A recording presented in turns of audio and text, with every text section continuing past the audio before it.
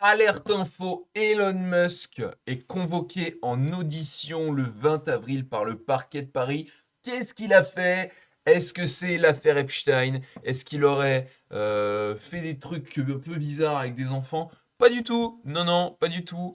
En fait, une perquisition est en cours dans les locaux français de Twitter menée par la section lutte contre la cybercriminalité. Bah oui, c'est des cybercriminels X, c'est bien connu avec des espèces de agences gouvernementales de merde financées par nos impôts. Voilà, cyber, je sais pas quoi, Europol, truc.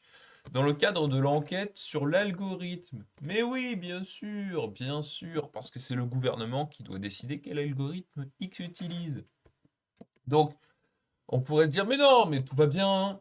Ils veulent juste s'assurer que, que le gouvernement que Twitter ne fasse pas n'importe quoi avec son algorithme, ils veulent réguler un petit peu. Oui, oui, bien sûr. On sait comment ça se finit à chaque fois qu'ils régulent.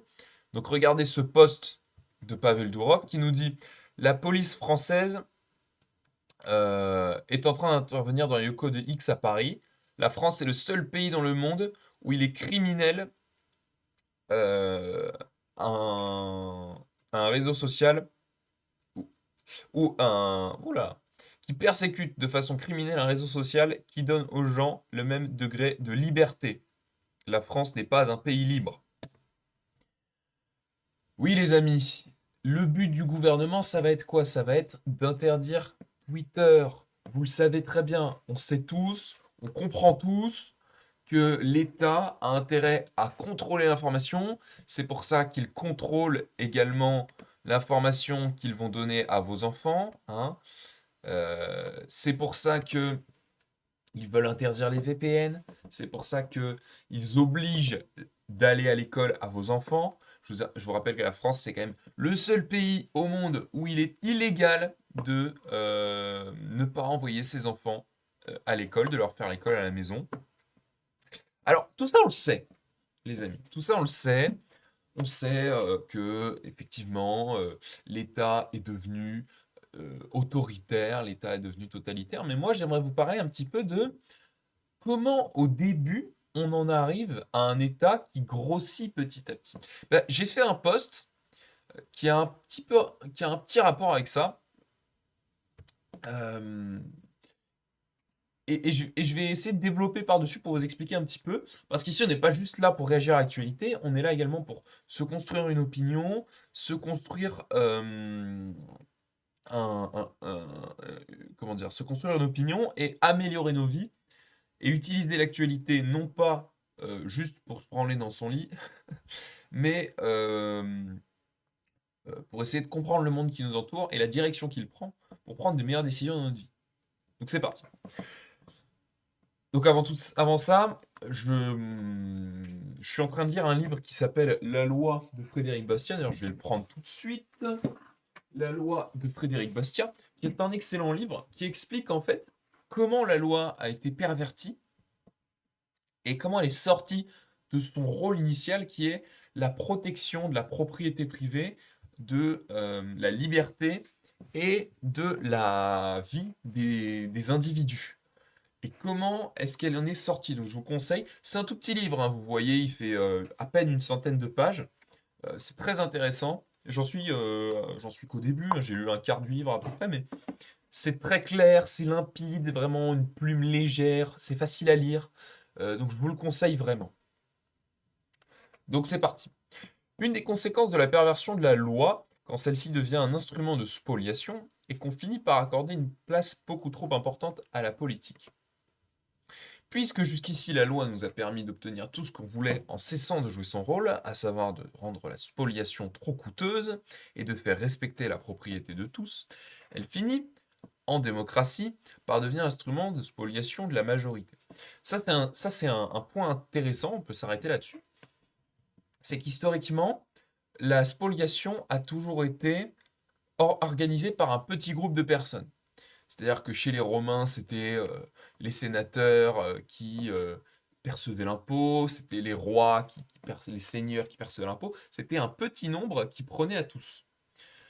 Puis finalement, en fait, c'était assez supportable parce que quand une personne prélève 5% à 10 000 personnes, bon, ça va. Euh, alors que la démocratie, c'est le grand nombre qui spolie le petit nombre. Je vous rappelle qu'en France, il y a à peu près 10-15% des Français seulement qui payent des impôts. C'est-à-dire qui sont déficitaires du système social. Évidemment, c'est les plus riches, hein. C'est les entrepreneurs, c'est les créateurs de valeur, c'est la minorité importante. Euh, donc voilà, ça c'est une exception historique intéressante, c'est que la démocratie, elle fait à peu près pire en fait que la dictature sur ce point-là. C'est qu'on se retrouve non seulement avec un système où on spolie les gens, mais on se retrouve avec un système où les gens n'ont pas envie d'arrêter de spolier en fait. Voilà, on continue. De là, on pense pouvoir résoudre tous les problèmes via la loi. On se déresponsabilise, c'est le premier pas d'un pays vers la décadence. En France, jamais le code du travail n'a été si épais, jamais on a autant régulé. Les Français attendent toujours l'homme providentiel. Leçon de cette histoire, et c'est le plus important, vous ne pouvez pas attendre de l'État qu'il vous sauve, vous seul pouvez vous sauver, alors cessez de vous plaindre et travaillez. Donc ça, c'est les conséquences de la perversion de la loi. Mais qu'est-ce qui se passe au début en fait? Pourquoi est-ce que l'État gagne toujours plus en force, en taille, en pouvoir? Bah en fait, à chaque fois que l'on prétend que la loi est capable de nous aider à résoudre nos problèmes, on fait grossir l'État, on rend l'État plus fort, et chaque liberté ne devient plus quelque chose qui est protégé par la loi, mais devient quelque chose qui est accordé par l'État. C'est pour ça qu'à chaque fois qu'on rajoute une loi dans le code pénal, le code civil ou le code de je sais pas quoi, on donne plus de pouvoir à l'État. Euh, Et le point le plus important, c'est que à chaque fois, ah oui, le point le plus important, c'est que ça intervient à chaque fois que la loi sort de son rôle.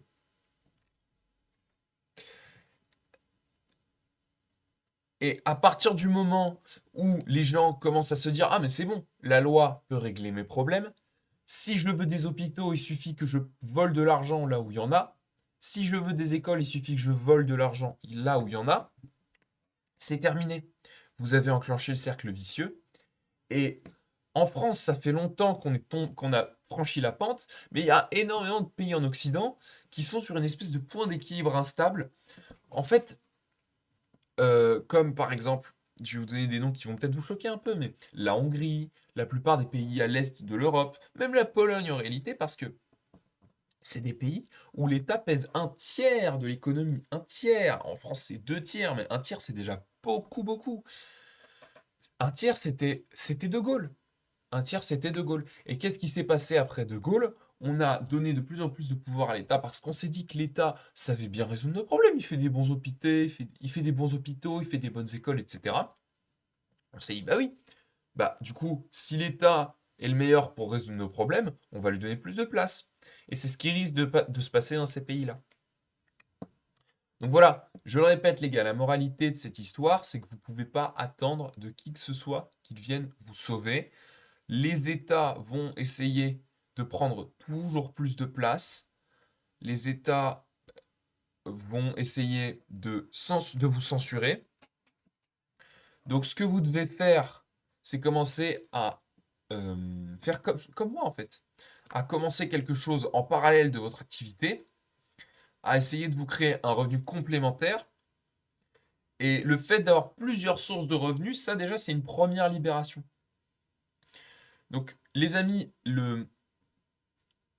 la gauche-droite de ce siècle, c'est l'État contre le réseau. Ça, c'est Olivier Roland qui en parle beaucoup dans ses bouquins.